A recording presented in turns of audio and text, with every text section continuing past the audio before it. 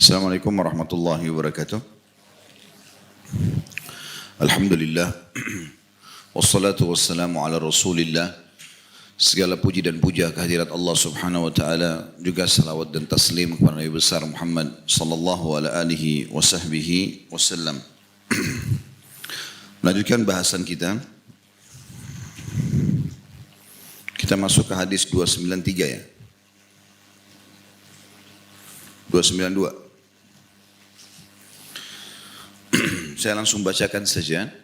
Imam Bukhari rahimahullah berkata di hadis nomor 292, Musa bin Ismail mengabarkan kepada kami ia berkata, Ibrahim ibn Sa'ad mengabarkan kepada kami ia berkata, Ibnu Syihab mengabarkan kepada kami dari Ubaidillah bin Abdullah bin Utbah anna ibn Abbas radhiyallahu anhuma qala kana Rasulullah sallallahu alaihi wasallam ajwadan nasi bil khair wa kana ajwada ma yakunu fi Ramadan hina yalqahu Jibril alaihi salam wa kana Jibril yalqahu fi kulli lailatin min Ramadan ya'ridu alaihi Rasulullah sallallahu alaihi wasallam al-Qur'an fa idza laqiyahu Jibril kana Rasulullah sallallahu alaihi wasallam ajwada bil khairi min ar-rihil mursala.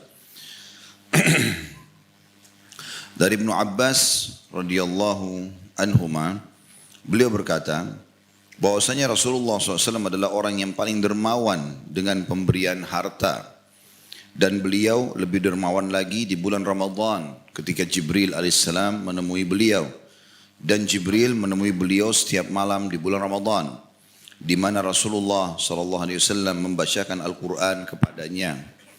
Apabila Jibril menemui beliau, maka beliau sallallahu alaihi wasallam adalah orang yang paling dermawan dengan pemberian melebihi kesejukan angin yang terhembus. Hadis ini masih dalam bab yang sama tentunya, tentang masalah berakhlak mulia bila memahami agama. Salah satu akhlak mulia yang dititik beratkan pada hadis ini adalah kedermawanan. Dan kita bedah hadis ini seperti biasa dari Ibnu Abbas radhiyallahu anhu bahwasanya Rasulullah sallallahu alaihi wasallam adalah orang yang paling dermawan dengan pemberian harta. Kandungan hadisnya, hadis di atas menunjukkan kedermawanan Rasulullah SAW, dan pada saat Ramadan kedermawanan beliau melebihi angin yang berhembus dengan lembut. Kemudian yang kedua, dianjurkan meningkatkan kedermawanan dan pemberian kepada orang lain di bulan Ramadan. Dan yang ketiga, pengagungan bulan Ramadan karena permulaan Al-Quran turun pada bulan tersebut. Kita bedah hadis ini setelah membaca kandungan tadi ditulis oleh pensyarah kitab kita ini. Potongan pertamanya adalah Rasulullah SAW adalah orang yang paling dermawan dengan pemberian harta. Dan ini akhlak yang sangat mulia. Kita bisa melihat orang itu baik atau tidak, lihat dari kedermawanannya. Kapan kita baru kenalan sama seseorang, dia sibuk memberikan hadiah, dia sibuk mentraktir, dia selalu menyapa lebih dulu, maka orang ini sudah dipastikan baik. Karena itu tanda-tanda kedermawanan. Tapi kalau pertama ketemu saja orang itu sudah musam wajahnya, ya, tidak pernah memberi apa-apa, makan minum di depan kita sendirian, menawarkan pun tidak, maka tentu orang ini sudah bisa dijadikan patokan tidak baik, ya, atau kurang dari sisi akhlaknya. Makanya dikatakan Nabi SAW adalah orang yang paling dermawan. Beliau suka sekali memberi. Dan sudah sering kita sebutkan banyak riwayat berhubungan dengan masalah itu. Di antaranya pernah baginda Nabi SAW diberikan banyak sekali keranjang-keranjang yang berisi kurma-kurma yang banyak. Lalu orang-orang sudah tahu kalau Nabi SAW suka memberi. Datanglah orang-orang meminta, ya Rasulullah saya butuh, Nabi kasih. Dan Nabi itu kalau kasih, sifat dermawan ini kalau memberi teman-teman tidak ada hitungannya. Kalau orang masih hitung-hitungan dalam memberi pun masih belum dikatakan orang itu dermawan. Memang dia memberikan sesuatu yang membuat orang itu, oh ini sudah sangat banyak. Maka Nabi SAW berikan per keranjang kurma itu. Padahal bisa saja Nabi ambil satu keranjang, diambil beberapa butir dibagi-bagiin. Misal kita beli anggur sekarang, kemudian kita mau bagiin ke satu komunitas orang, misalnya kita beli 2 kilo, 3 kilo, mungkin kita ya petikin atau ambil dari tangkai-tangkainya gitu. Tapi tidak, Nabi SAW berikan semua. Sampai habis, sementara beliau sendiri SAW belum membawa pulang ke rumahnya satu butir kurma pun. Setelah itu masih ada orang yang datang minta, karena yang minta banyak. Sementara habis apa yang Nabi SAW ingin bagikan. Dan Nabi sudah tidak punya di rumahnya. Maka yang terjadi adalah Umar bin Khattab berkata, ya Rasulullah, Allah tidak bebankan anda di atas kemampuan anda. Maka Nabi SAW diam saja. Kemudian Ali bin Abi Thalib mengeluarkan beberapa dirham dari kantongnya sambil mengatakan, ya Rasulullah, ini saya miliki, silahkan anda gunakan, sedekahkan kemanapun yang anda inginkan. Maka Nabi SAW tersenyum lebar sambil mengatakan, bihadza umirtu, dengan inilah aku diperintahkan, atau seperti ini aku diperintahkan, beri. Teman-teman, dari semua ibadah yang paling mudah kita kerjakan dan subhanallah paling besar pahalanya adalah sedekah. Mudah dikerjakan. Karena kita mengeluarkan saja, memberi saja. Dan jaminannya kita akan dapat itu. Mungkin ada orang tidak bisa sholat malam setiap malam. Mungkin tidak semua orang bisa berpuasa. Mungkin tidak semua orang selalu jaga sholat duhanya. Kita tidak bicara yang wajib-wajib, kita bicara sunnah. Mungkin tidak semua orang bisa misal jenguk orang sakit, apalah ya, silaturahim dengan kerabatnya. Dia nggak bisa mungkin, dia tidak setiap saat. Tapi sedekah bisa setiap saat. Apalagi di zaman kita sekarang ini. Ada online segala macam. Ada internet di atas ranjang. Malam hari mau tidur pun kita bisa bersedekah ke rumah anak yatim. Kita bisa sedekah ke masjid. Karena semua juga sudah menulis rekening di mana-mana. Kita tinggal transfer saja. Maka semua dimudahkan oleh Allah SWT. Di zaman sekarang ini sudah sering saya bahasakan, kita dimudahkan sekali. Zaman dulu itu orang kalau mau transfer atau memberikan uang, dia harus membawanya sendiri. Bahkan zaman dulu mereka masih belum, zaman-zaman klasik mereka belum mengenal uang kertas. Mereka harus membawa koin-koin emas, berat gitu. Sama sekarang semuanya mudah. Kita mau kasih cash pun mudah. Kita mau transfer pun mudah. Dan ini amal soleh yang Allah cintai, paling banyak memberikan solusi. Orang yang tidak sembuh penyakitnya, dengan dia bersedekah, bertawassul bisa sembuh. Orang yang belum mendapatkan pekerjaan, orang yang lagi menghadapi masalah apapun. Ada seorang ikhwah saya tahu, di salah satu kota di Indonesia, Masya Allah masih muda, umurnya 33 tahun gitu. Tapi luar biasa, miliaran pendapatannya sebulan. Banyak sekali. Padahal pekerjaannya biasa saja, punya ruko, buka satu kegiatan gitu dia sama istrinya. Tapi nggak pernah kosong orang-orang datang gitu. Sampai tersebar di sekitarnya itu berita kalau dia menggunakan dukun. Ya. Karena lancarnya usahanya gitu. Dan memang luar biasa gitu. Bisa puluhan atau belasan puluhan miliar datang setiap bulan keuntungan. Jadi luar biasa. Maka saya sempat tanya gitu. Kira-kira apa kata kuncinya? Dia bilang, Ustaz, sedekah. Saya sama istri sepakat. Pokoknya kalau ada pendapatan selalu kita sedekah. Sedekah terus. Bahkan sampai pada tingkat kami diserang pun oleh orang-orang dikira pakai dukun. Apalah segala macam. Kami lawan semua fitnah itu dengan sedekah. Makin ada besar fitnah, makin besar kami sedekahkan. Maka terbalik keadaannya. Sampai bisa membeli sebuah tempat di lokasi yang sangat strategis. Membuka usahanya lebih besar dan seterusnya. Tapi saya tahu betul. Karena sering kali mereka berdua ini datang ke saya memberikan. Ini Ustaz, kami mau sedekah. Dan tidak tanggung-tanggung gitu. Sedekahnya besar-besar gitu. Ini Ustaz sedekah, ini Ustaz sedekah gitu. Dan mereka sudah merasakan manfaat sedekah itu sendiri. Dan mereka berkeyakinan kapan tempat mereka itu sedikit kosong saja, berarti kurang sedekahnya.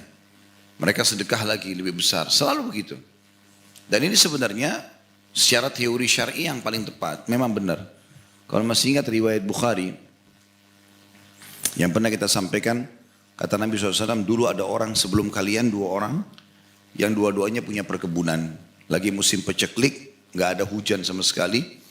Alhamdulillah kita sekarang ada hujan, maka tidak ada hujan, kering tanah semua.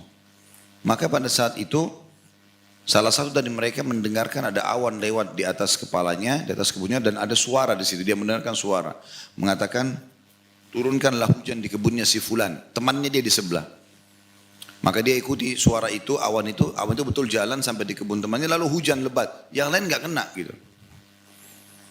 Maka dia pun lalu bertanya sama temannya yang pemilik kebun, apa yang kau lakukan dengan kebunmu ini? Sampai-sampai kami semua butuh hujan tidak ada, sementara kau sendiri turun hujan di musim panas gitu. Maka dia pun mengatakan hasil dari kebun ini saya bagi 3. Yang pertama sekali sepertiganya sedekah dulu. Sepertiganya lagi saya kembalikan modal, sepertiganya lagi, maksudnya saya tambah sebagai modal, sepertiganya lagi saya bagi kepada keluarga saya. Jadi bagi 3. Sepertiga sedekah, sepertiganya modal, sepertiganya buat keluarganya. Gitu. Dan ini yang menyebabkan subhanallah usahanya maju terus. Makanya teman-teman jangan perhitungan dengan masalah sedekah ini. Dan selalu berusaha untuk mencintainya dengan cara membaca keutamaan-keutamaan sedekah. Di antaranya yang kita singgung pada pertemuan kita sekarang dan juga beberapa kali kita ingatkan di pertemuan-pertemuan yang lalu. Dan ada sebuah buku yang sudah pernah saya bilang beli, judulnya Keajaiban Sedekah. Ya, saya lupa penulisnya siapa, tapi insya Allah ada teman-teman di depan menyiapkan buku itu. Saya pernah bedah buku gabungan antara keutamaan sedekah dan keutamaan istighfar. 2 perbuatan yang sangat luar biasa gitu. Banyak sekali permasalahan kita selesai hanya karena sedekah gitu. Dan Nabi SAW dikenal orang yang paling jud atau orang yang paling dermawan. Ya. Juga pernah ada orang-orang miskin datang kepada Nabi SAW, ya Rasulullah, orang-orang kaya mengalahkan pahala kami. Karena kami sholat, mereka sholat, kami puasa, mereka puasa. Tapi mereka punya keutamaan bersedekah dari harta-harta mereka. Kata Nabi SAW, bukankah Allah telah menyiapkan banyak hal yang kalian bisa sedekahkan kalau kalian tidak punya harta? Artinya hadis ini menjelaskan, kalau ada yang bertanya misalnya, Ustaz saya nggak punya duit, bagaimana saya mau sedekah? Hadis ini menjelaskan masalah itu. Kata Nabi SAW, semua tasbih, subhanallah sedekah. Semua takbir sedekah. Allahu Akbar. Semua ya tahmid, alhamdulillah sedekah. Amr ma'ruf, menyuruh pada kebaikan sedekah. Nahi mungkar, melarang kemungkaran adalah sedekah. Bahkan kata Nabi SAW, di kemaluan kalian ada sedekah. Kata para sahabat, ya Rasulullah, apakah kami menggauli istri kami dan kami dapat pahala? Kata Nabi SAW, bukankah kalau kalian letakkan pada yang haram dosa, maka begitu juga kalau kalian letakkan pada yang halal. Ya. Jadi banyak sumber-sumber yang bisa dilakukan dari sedekah. Tapi kalau kita fokus ke masalah pemberian dari sisi materi benda, maka kita bisa sedekah apa saja yang kita miliki hari itu. Paling tidak makanan dan minuman yang sudah biasa kita konsumsi setiap hari ya. Mungkin dari air minum, kalau kita beli mampir di supermarket beli air, jangan beli 1, beli 2. Niatkan satunya buat sedekah. Kita beli roti, beli 2. 1 buat kita, 1 kita kasih siapa saja. Yang kita temuin di jalan, kita lihat orang miskin, kasih, sedekah. Selalu bersedekah. Selalu kejar hadis Bukhari yang sudah sering kita sebutkan juga. Yang kata Nabi SAW, kalau tiba pagi hari seperti ini, maka Allah turunkan 2 malaikat khusus berdoa di hari itu sampai besok pagi lagi. Ya Allah, yang satu mengatakan ya Allah lapangkan rezeki orang yang bersedekah, yang satu lagi mengatakan ya Allah binasakan orang yang bakhil. Ya. Dan ini ajaran syariat. Teori ini sudah sering didengar, pertanyaannya sudah dipraktikkan atau belum? Karena sering kali was-was syaitan datang kepada kita untuk membuat kita bimbang. Dan ingat ya, sebelum syaitan menggoda sebenarnya di dalam diri kita lah ada potensi itu. Kita punya potensi dalam diri berbuat baik dan berbuat buruk. Syaitan hanya menunggangi potensi buruk itu. Makanya Bapak Ibu tadi waktu mau pergi taklim sini mungkin bimbang. Ini hujan nih, pergi enggak ya? Kemudian Bapak Ibu enggak ikuti potensi positif dalam diri, enggak saya mau ikut, pergi. Orang yang ikuti potensi buruknya ditunggangi oleh syaitan. Udahlah enggak usah begini-begini, nanti aja dengar dan segala macam. Atau nanti aja dihadiri kalau berhenti hujan dan seterusnya. Misal contoh. Maka syaitan cuma menunggangi saja. Syaitan nggak bisa nguasain kita, nggak bisa. Kalau syaitan bisa nguasain kita, maka adakah kira-kira Bapak yang bisa duduk di sini? Nggak mungkin. Bahkan iblis pun dikuasai oleh potensi buruk yang ada dalam dirinya. Kalau kita bilang diri kita digoda oleh syaitan, pemimpin syaitan adalah iblis. Pertanyaannya, waktu Allah suruh sujud seluruh malaikat termasuk iblis waktu itu kepada Adam. Iblis nggak mau sujud. Pertanyaannya siapa yang goda iblis? Ada yang tahu? Kenapa senyap benar ini? Hah? Masih hidup ini? Alhamdulillah. Itu hawa nafsunya dia, potensi buruk itu. Ada, memang Allah bilang, fa'alhamaha fujuraha wa taqwaha. Allah berikan potensi ada berbuat buruk, ada potensi berbuat baik. Nah, kita sekarang berarti kalau sudah faham ini, kita hanya mengontrol diri kita saja. Tidak usah peduli dengan syaitan itu. Syaitan itu tidak bisa buat apa-apa. Jadi perkataan mengatakan syaitan itu kuat, itu dusta. Dia kuat dari mana? Allah bilang, inna kaida syaitani kana dha'ifa. Sesungguhnya tipu daya syaitan itu lemah. Dia cuma bisik-bisikan saja. Dia tunggangi potensi itu. Kita bangun sholat malam nih. Diri kita langsung ada pilihan pada saat itu. Potensi positif mau mengerjakan, yang dalam jiwa kita yang tidak mau kerjakan juga ada. Maka syaitan menunggangi potensi yang buruk itu. Fujur, perbuatan buruk itu. Itu untuk Allah uji kita seorang hamba. Gitu kan? Seperti itulah. Maka kedermawanan ini teman-teman sebenarnya tergantung bagaimana kita membangun itu. Sa'ad bin Ubadah radhiyallahu anhu, sahabat Nabi yang mulia, terkenal sekali dengan dermawannya.